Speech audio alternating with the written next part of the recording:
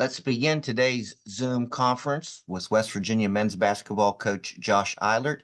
Coach, we'll turn it over to you for an opening statement. Good morning.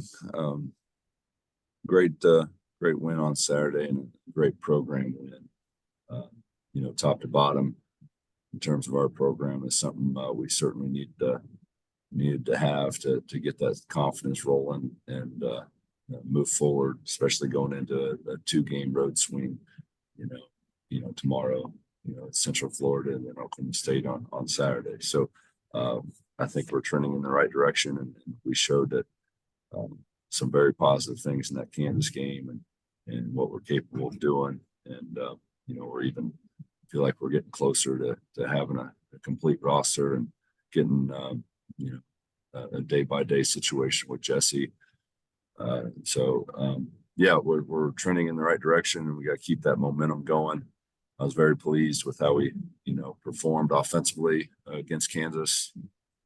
One of the glaring statistics for me was the 19 assists on offense. And like I told our guys, and we kind of showed some of that yesterday in practice and film, 8 of 9 of our guys that touched the floor had an assist. So that's how connected we got to be on offense to get, good looks and uncontested looks. And we certainly manufactured a lot more uncontested looks than we had in the past, especially when you compare our game film to, Oklahoma and some of those others that we've dropped. So great team effort. A lot to improve on the defensive end. We gave up 53% from the field and they 85 points. So like I told these guys, each and every night, you're not going to be able to outscore people, but in this instance, that's kind of what happened. We shot the ball well enough to outscore someone. It wasn't what we did on the defensive end.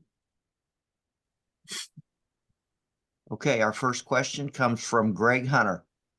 So, Josh, because of your guys' improved play, it seems like the chemistry, at least game day chemistry, I'm not saying you guys had bad, personal chemistry before, but game day chemistry seems much better. Is it just a matter of time and getting the guys all to play together? What's leading to all this? I've spoke about that a lot. A lot of these guys have played.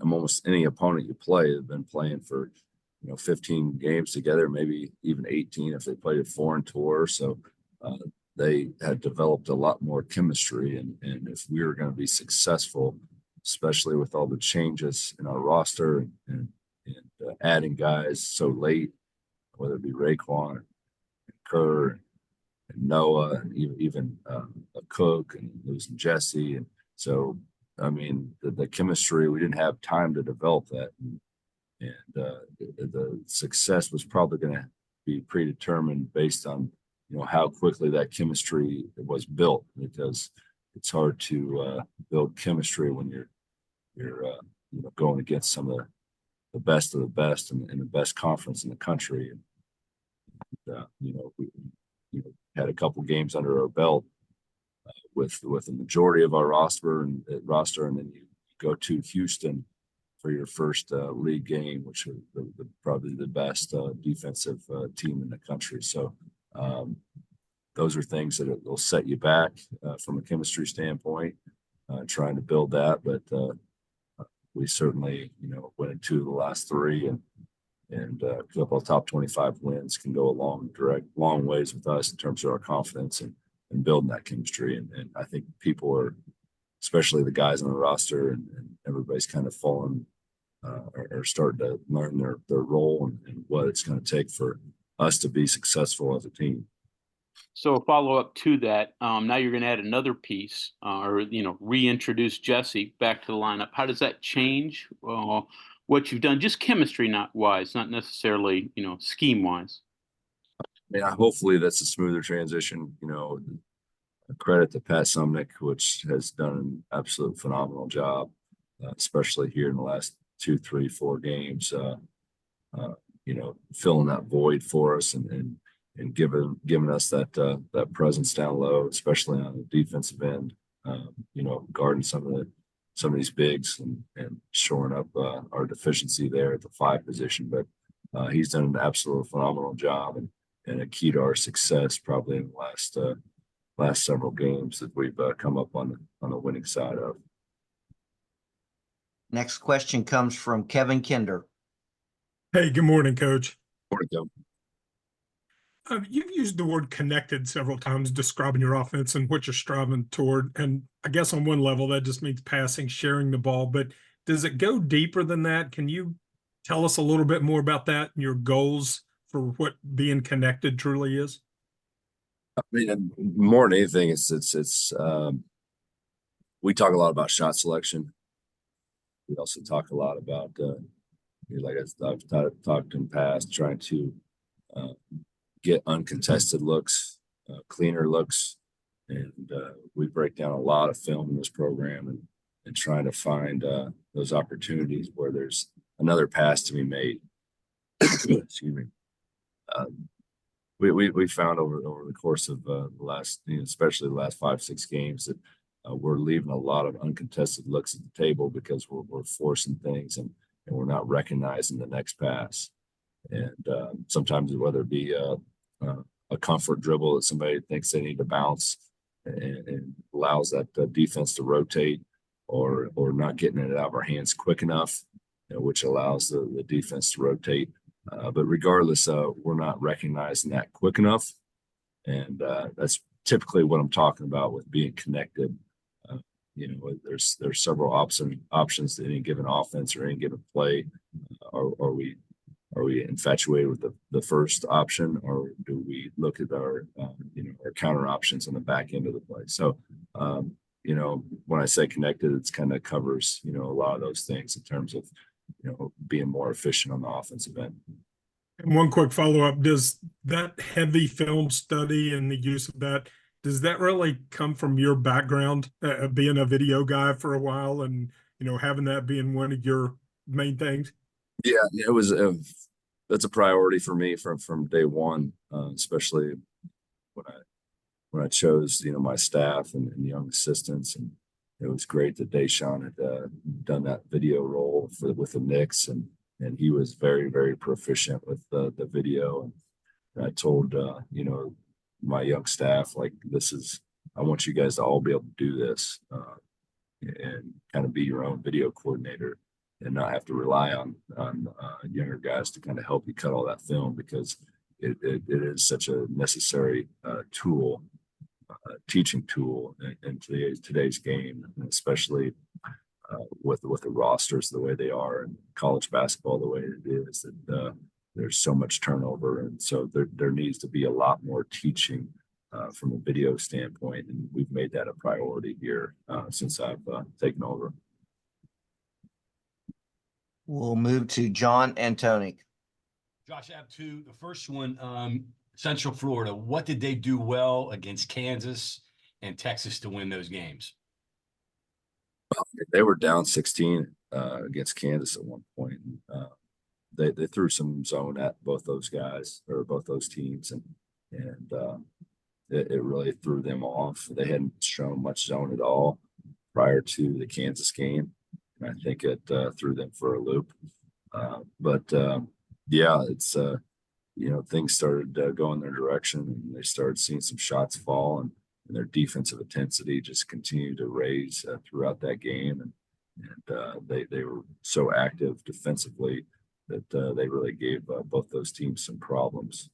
And they're not really. I don't think at the end of the day he's a zone guy. I mean, I think wants to primarily be a man-to-man coach, but he will change a lot of defenses on you, and his man-to-man and is as good as anybody's in the country. I mean, I think they have a number 4 defensive ranking, and they're 24th in the country in opponents' points per game. So they hang their head on their defense, and they got a good group of very physical, a very physical roster from top to bottom that can really give you problems on the defensive end. And second one here, how do you take what you did against Kansas on the road now, and what is your philosophy on how you approach this with your guys in road games? We got to rebound first and foremost. I mean, it's a broken record in our program. We have to rebound. I think like I've told those guys, we can do all the game planning we want, but if we're not quick to the ball and we're not taking care of the glass, we're going to have a hard time beating anybody. And I don't think it's a coincidence that we out rebounded Texas by 1 and out rebounded Kansas by 9 and won those games. So that's first and foremost. We got to travel. When we travel and hit the road, we got to have that type of intensity that we've had in the last couple of games here at the Coliseum, and try to be quick to the ball and not be playing on our heels. And I thought that was kind of the case in the Houston game. I thought that was kind of the case in the Oklahoma game. I felt like we were, playing on our heels a lot, and we were, they were always quicker to the ball. So we got to turn up that intensity and pretend like we got 16,000 fans behind us and root for us. So we got to figure out a way to muster that energy and bring it to the table tomorrow. John Raby. In the month since Raekwon was allowed by a judge to compete, how has that decision affected him both on and off the basketball court, including his mental outlook and overall demeanor and happiness? It's been great. He Ray's all smiles. He's got basketball in his life, and he's had multiple family members, traveling to see him play, and it's meant the world to him that he can just compete in the game he loves and compete, with the lights on, not just in practice. So I said over and over, Ray needs that, and he certainly needs that competitive, fire. He needs to fuel that each and every day. And the game of basketball is where he gets his happiness. So it's meant the world to him, and it's so happy. I'm so happy for him that that worked out in his favor, and so many other guys across the country that, been sitting and trying to figure out what their next move was. But for everybody to be able to compete, I think that's a beautiful thing. Justin Jackson. Hey, good morning, Coach. How you doing? Good. I guess travel will be a little bit better today, or? No, I'm crossing my fingers.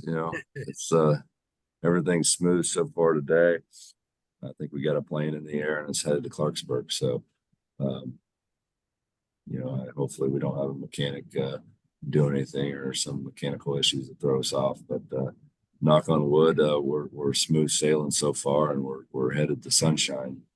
I assume there's sunshine down there. I haven't looked. My luck, it might be raining, but I hope there's some sunshine that we can soak up. Hey, a question on Jesse here. I mean, obviously, he practiced the day before the Kansas game, dressed for the Kansas game.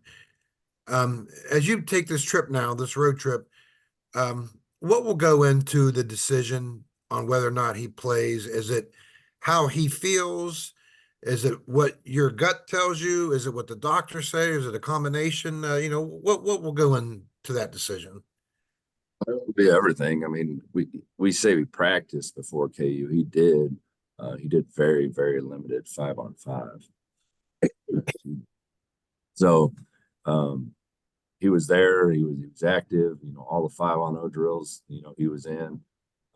But it was we limited on his 5-on-5, and we did throw him out there for some contact drills and see where he was. But he got uncomfortable at one point, trying to guard Big Ali, in the post, and it we backed off as soon as he felt that uncomfort. And we got to be careful with it, make sure we're not pushing it too fast. And so, he warmed up against Kansas, and was it far-fetched that we, throw him in at any given point if we got very desperate? I think he would have been all for it, but I got to be smart with him. That's Right. My responsibility is to do the best thing by our guys. And just because a guy is, raring to go and is willing to, it doesn't mean it's the best for him. So, we went light yesterday. We did a lot of film. We did a lot of, walking through their sets. We got shots up, and so we didn't do any contact yesterday, 5-on-5 contact. So I didn't have that to go off of. So today, when we travel down to Orlando, we'll see where he's at, what his comfort level is, and throw him out there probably at some more 5-on-5 to see where he is. So it's a fluid situation. Not sure if he'll go tomorrow or not. But the good thing is Pat's playing really well and giving us great minutes. So we don't feel as forced, feel like we have to force the issue as much as we probably would have maybe a week or so ago if we were in the same situation. And then one last thing here. Obviously, they probably all played together over the summer. I don't know how much of that you really get to watch, because you obviously got other things to do. So, like when Jesse's out there on the floor now, even if it's just in a limited experience, he's out there now with Raekwon, with Kerr, with Noah. I'm sure that hasn't always been the case. Do you have any kind of idea what the potential looks like, if that makes any sense? What that group looks like together, because they probably haven't been together. I mean, no, I've seen them like in the preseason practices. I'd switched a lot of those teams up and continue to work through it. And I've seen the combination of Kerr and Ray and Jesse and other complementary pieces with them.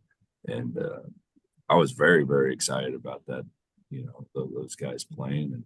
And I felt like we had some real good depth. At that point, I never thought Noah was going to play by any means, but yeah, I've seen them together. It's probably, you go back to the early interviews. I was pretty, right. I had a big smile on my face thinking, those guys are going to be with us from day one. And it just wasn't the case.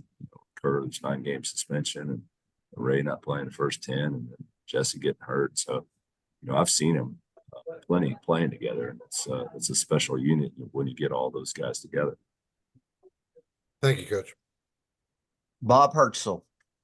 Yeah, Josh, along the lines of what Justin was asking, but quite different in a way. Obviously, when Jesse got hurt, told you it'd be about a month, you knew he'd be coming back. You probably started thinking about how you were going to use him, et cetera, and what your lineup would look like. Pat Sumner comes along and changes, I suspect, many of the views and the things. You're talking about how good your chemistry is now. How do you work that out? I mean, does Sumner go back to where he was at 4? Can they play together, or should they be on the floor at different times? So what are your thoughts on that as they get ready? We certainly play together. But we also have other guys that options, and that's that's what I wish I had from the beginning was options. And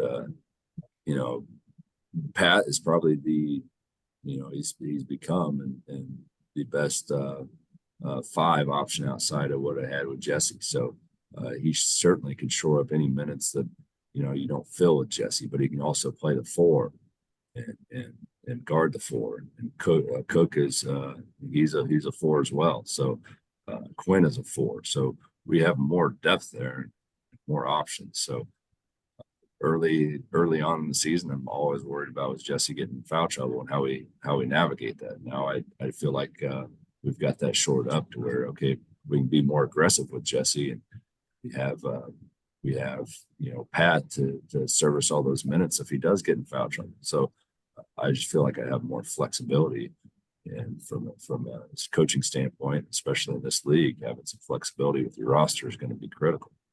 It seems like Pat's a big part of that chemistry of that you've been talking about, his energy, his stuff. So obviously you want to see that he gets minutes even when Jesse's back, I presume. Yeah, he's going to be a critical part of anything we do moving forward, and that's having that confidence rolling, and he knows deep down the way he can play. And I don't think he's even second guessing himself in any way at this point. So that's just going to be, in our best interest, with that confidence that he's rolling with. Thank you. Mike Kazaza. Hey, Josh, how are you? Good. How are you, Mike? I'm good. Thank you. You covered a bunch of stuff. Just one thing I want to go back to. You played very well against Texas, very well against Kansas. common denominator there. They're both ranked, but you both have them at home. Oklahoma in between, just very different. Also ranked teams, so that has something to do with it, I'm sure. But is it as simple what you watched live and on film, just being on the road, or I know some unique things went into that, but just that energy or that focus or that whatever you lacked, excuse me, whatever you lacked that day, you've had in the home games, or is it more than that? And you can't just say, oh, we're on the home, things will be better, and hey, we better be a little bit No, better I mean, on the road. it's been kind of the theme. Like we don't have a road win. Houston, we went to Oklahoma. We don't have a road win, and those are two very hard ones to get. Two very hard places to play. Central Florida is going to be no different, but we need to prioritize a road win. We need to figure out, what are we lacking on the road that we're getting at home, and as coaching staff, we continue to look at what we can do to have them prepared and ready, and have that pep in their step, and be the first one to the floor. We need to be the first one to the floor and set that tone on the road, just like you kind of set that tone, at home. So, that's the goal. We have one goal in mind right now, and that's getting the road. It could be lineups, it could be anything that happens in the game, but it also sounds like how you get your team to the jump too. I mean, rest, preparation, film instead of practice. How much of just thinking through things and I don't even know if you can be consistent because maybe all these road trips are different, but you almost have to win that battle before the game. Does that make sense? Oh, I mean, you have to game plan for your rest and recovery as much as you game plan for the team you're playing. So you can have the best game plan in the world and try to execute it, but if you're step slow to everything you do and you just don't have that energy, you're not going to be successful. So we think about that and we plan for all those things, and you certainly hope travel goes smooth because you see, I'm sure there's a correlation to people's travel and the length of people's travel and their success on the road in this league. It's imperative that everything goes smooth and we have that energy and that focus going into a big road contest down in Florida. We'll go back to John Antonic. Last one from me. Just looking at UCF again here. Primarily, their two main scorers are guards. Looks like they get a lot of their points from the backcourt, and then Avery comes off the bench as one of their top scorers. What do you see from their personnel? What gives you concern with them? Their physicality. They really lock in on the defensive end. They have good size from top to bottom. So we're going to have to be good with the ball. We can't be playing on our heels by any means. We have to, attack them. We have to be the aggressor. They can't have us turned around with their physicality. So, I mean, they're a really good defensive team, and they force a lot of turnovers, and they get up in you. So we can't back down by any means, and we got to take the fight to them. That concludes our Zoom conference for today. Coach Eilert, thank you for your time. Thank you.